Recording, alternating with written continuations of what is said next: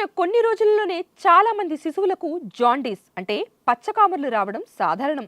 రక్తంలో బిలీరుబిన్ స్థాయి పెరిగితే చర్మం మరియు కళ్ళలో పసుపు రంగు కనిపిస్తుంది. అయితే అది ఎక్కువైతే మెదడుపై ప్రభావం పడే ప్రమాదం ఉంటుంది. అందుకే త్వరగా గుర్తించడం చాలా ముఖ్యమైనది.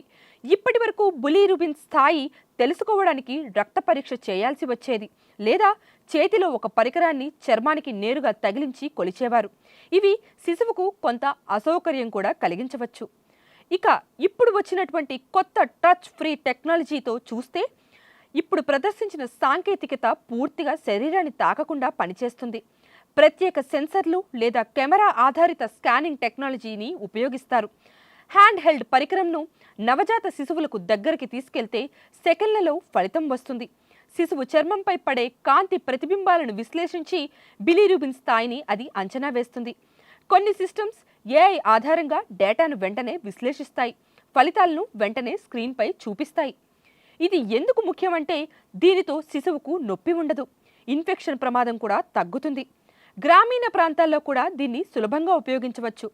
తరచుగా పరీక్షించాల్సిన సందర్భాల్లో ఇది చాలా సురక్షితమని చెబుతున్నారు.